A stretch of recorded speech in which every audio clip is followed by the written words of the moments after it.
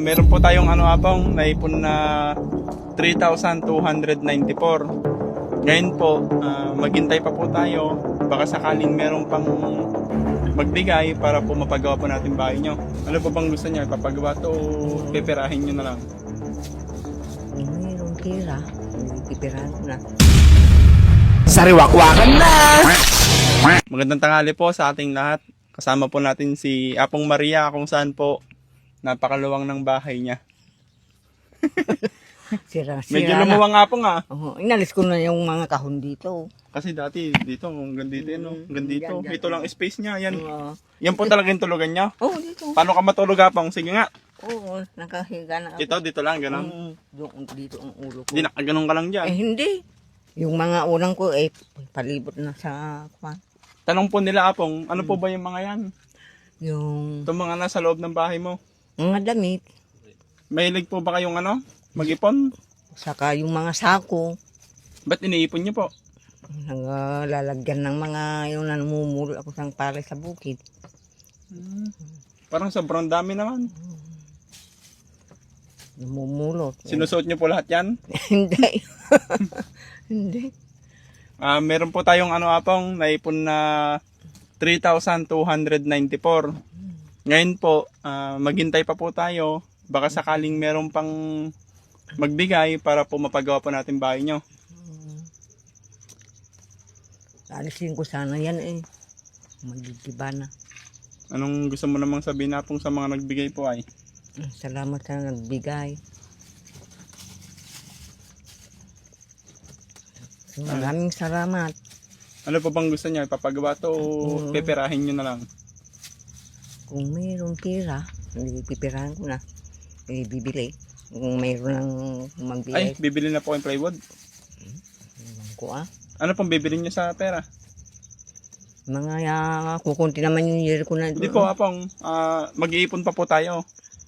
Baka sakaling may magbigay pa po. Tapos minsanan po natin ipagawa itong bahay nyo. Oo. Ano po? Opo. O gusto niya ng kunin? Baka magastusin ko pa. Kaya po. Pero meron pa lang po yung pagkain, no? Yung binigay yung kinakain ko. Yung pira na binigay sa bukid, yung binibili ko ng ulam. Kumakain pa lang po kayo, no? Oo. Hingi kang tulong nga po. Baka sakaling may magbigay pa, madagdagan yung pangpagawa natin ng bahay mo. Sana kung nakikita ng kalagayan ko, maaawa sa akin. Kahit maano lang nga po, palibutan ng plywood, no? No? Tapos yung bubong, Yung bubong na yan, wala na. wala na to. Ito na lang ang hero dyan Parang bubong. nangitim lahat ng bubong. Pag ganun ang usok. Kaya mo Apong, may awa si Lord. Sana matulungan tayo, no? Anuin natin tong bahay mo. Para habang walang bagyo, magawa po, no? Tapos yung mga hindi mo na nagagamit dyan Apong, kung hindi naman labag sa loob mong sunugin, o kaya itapon. Yun po talaga mangyayari. Nahinayang naman ako sa mga damit na hindi naman nasira.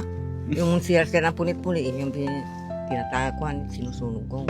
Kung hindi punit, Nakapong nagsusunog ka pala ha, babal yun. yung mga kurtina pa, yung bahay mo yung nagkurtina yun. Ang dami naman kasi masyado Apong, oh. Mga sako. May mga kadami mong bag.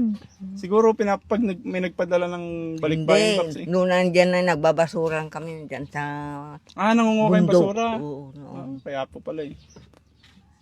Mga bag, mga damit. Yung kumari ko, yung kasama kong nagbabasura, ngayon wala na. Ando na atas sa kwan. Yung nagtatapon. Siguro Apong, ganda lang po. Ipunin muna natin, no?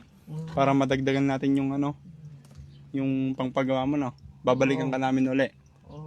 Thank you so much po sa mga nais pong magbigay ng tulong kay Apong Maria. Kasi nakita po natin yung kalagayan niya dito. Talagang napakababaw. Nakaupo na ako. Maabot ko pa yero niya. Nangingitim na po. Tapos kadami niyang kaldero, kadami niyang damit, kadami niyang bag. Alay. Maraming salamat po sa inyo. Pagpalain po kayo ni Lord. Thank you so much po.